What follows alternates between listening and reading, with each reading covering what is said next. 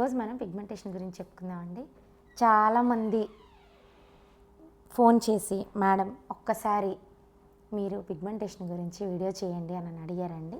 తప్పకుండా ఇది ఎట్లా అంటే మెయిన్ అసలు వీటికి వచ్చే కాజ్ గురించి మాట్లాడదామండి. ఇది అసలు పిగ్మెంటేషన్ ఎందుకు వస్తుంది, ఎలా వస్తుంది అంటే మన చర్మ పొరలు ఎన్ని ఉన్నాయి, దాంట్లో నుంచి బయటకు వచ్చే అంత బ్లాక్గా ఒకేసారి వైట్గా ఉన్న ఫేస్ అంతా ఒకేసారి ఎందుకు బ్లాక్గా అయిపోతుంది అన్నది అసలు మెయిన్ ఆడవాళ్ళల్లో, ప్లస్ మెడికేషన్ ఎక్కువగా తీసుకునే వాళ్ళల్లో, తర్వాత హార్మోనల్ ఇంబ్యాలెన్స్ ఉన్న వాళ్ళల్లో, వీళ్ళందరిలో మనం చూస్తుంటామండి. మీకు ఒకటి చెప్తానండి. నేను ఒక్కొక్కసారి ఏదన్నా డెర్మటాలజిస్ట్ని అట్లా ఎవరినన్నా మీట్ అవ్వడానికి వెళ్ళినప్పుడు చాలామంది అక్కడ లైన్లో కూర్చొని చూస్తూ ఉంటా. ఏంటండి ఏం జరిగింది అన్న ఏమన్నా ఫేస్ అట్లా చూస్తే ఎట్లా ఉంటుందంటే ఇది పిగ్మెంటేషన్ అండి, పిగ్మెంటేషన్ డార్క్ స్పాట్స్, తర్వాత యాక్నే, తర్వాత దానివల్ల వచ్చిన స్పాట్స్, తర్వాత ఏదన్నా ఇంజ్యూర్ అయిన తర్వాత అవి మిగిలిపోయిన చర్మం మీద అలాగే బ్లాక్గా ఉండిపోయినవి, కాలిన మచ్చలు, ఇలాంటివన్నీ చాలా ఉంటాయంట. నాకు ఇది ఎట్లాగా దీన్ని మనం ఎలా రెడ్యూస్ చేసుకోవచ్చు అని అనిపిస్తుందండి. కానీ చాలామంది చెప్తూ ఉంటారండి ఇది అసలు ఇది పోయిద్దా, అసలు ఇది పోదా. అసలు వాస్తవంగా మీకు ఒకటి చెప్తానండి. పిగ్మెంటేషన్ కోసం చాలామంది లేడీస్, ఎంతోమంది మీరు అక్కడక్కడ చూస్తూ ఉంటారు చూడండి, కౌంటర్ మెడికేషన్ ఎక్కువగా తీసుకుంటారు. ఒక దేని దగ్గరికన్నా వెళ్తారు, నేను పేర్లు ఏమి చెప్పనండి. అయితే ఒక మెడికల్ షాప్ దగ్గరికి వెళ్ళి పిగ్మెంటేషన్ ఉందండి, మా స్కిన్ బ్రైట్నింగ్ అవ్వడానికి కావాలి, మా స్కిన్ వైట్గా అవ్వడానికి కావాలి.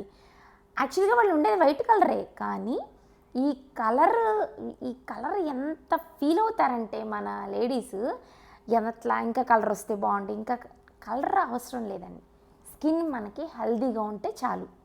ఏమి రాయకపోయినా ఇలాంటి పిగ్మెంటేషన్, ఇలాంటి డార్క్ స్పాట్స్ ఇట్లాంటివి ఏమి రాకుండా ఈ స్కిన్ హెల్దీగా ఉంటే బాగుండిద్ది. అసలు ఈ పిగ్మెంటేషన్ ఎందుకు వచ్చింది?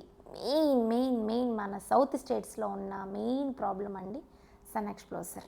ఫస్ట్ సన్ డైరెక్ట్గా మనం బయటికి వెళ్ళేటప్పుడు ఏదైనా స్కార్ఫ్ కట్టుకోకుండా ఉండడం, ఏదంటే ట్యాబ్లెట్లు ఏవి పడితే మనకి అంత అవసరం ఉన్నా లేకపోయినా ఓవర్ మెడికేషన్ చేసుకోవడం, అండ్ తర్వాత ఓవర్ స్కిన్ కేర్ చేసుకోవడం, బాడీలో ఉన్న మాయిశ్చరైజర్ అంతా, ఫేస్ మీద ఉన్న మాయిశ్చరైజర్ అంతా పోయిన తర్వాత డ్రై అయిపోతే కూడా అట్లా కనిపించడం, తర్వాత కౌంటర్ మెడికేషన్ తీసుకుని అందులో స్టెరాయిడ్స్ ఉండేవి తీసుకొని మెయిన్ వీళ్ళు బ్రైట్గా అండ్ వైట్గా కనిపించడం కోసం ఏ మెడిసిన్ వాడతారో తెలియదండి.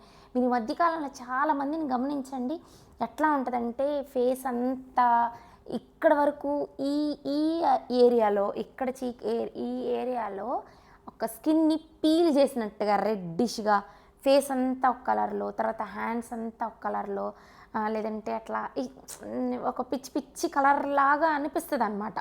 నేనేం చెప్తున్నానంటే మెయిన్ స్కిన్ హెల్తీగా ఉంటే చాలండి, కలర్ అవసరం లేదు. సో కలర్ అసలు అంత నీడ్ కాదండి. ఇలాంటి నేను కొన్ని చెప్తానండి, అవి డైరెక్ట్గా స్టెరాయిడ్స్ ఉన్నాయి ఏవైనా, నేను మీకు ఏది స్టెరాయిడో ఏది స్టెరాయిడ్ కాదో, స్టెరాయిడ్ ఫ్రీ ఏదో నేను మీకు చెప్తాను. ఈ పిగ్మెంటేషన్ ఉన్న వాళ్ళు ఏం చేస్తారంటే ఒక మదన పడిపోతూ ఉంటారనమాట. మన పాతకాలం ఉన్న రోజుల్లో ఇది వస్తే ఏవో కష్టాలు స్టార్ట్ అవుతాయి, లేదంటే ఇట్లాంటివి వస్తే ఏదో జరుగుతుంది అని చెప్పేసి పెద్దవాళ్ళు చెప్పడం వల్ల వీళ్ళలో ఒక రకమైన సెల్ఫ్ కాన్ఫిడెన్స్ని లాస్ అవుతారు ఫస్ట్. సో నేను అట్లా చెప్పకుండా నేనేం చెప్తున్నానంటే మనం తీసుకునే ఆహారం ద్వారా, మెయిన్ వాటర్ ద్వారా, తర్వాత ఫ్లూయిడ్స్ ద్వారా, దీని ద్వారా మనం దీన్ని ఎలాగా రెడ్యూస్ చేసుకోవచ్చు. ఇంకొకటి చెప్తానండి, మెయిన్ ఏ మెడికేషన్ వాడితే ఏది ఎలా తీసుకుంటే మనం ఈ పిగ్మెంటేషన్ నుంచి మనం కొంచెం మనం క్లియర్ చేసుకుంటాం అనేది నేను నెక్స్ట్ వీడియోలో చెప్తామండి. నమస్కారం.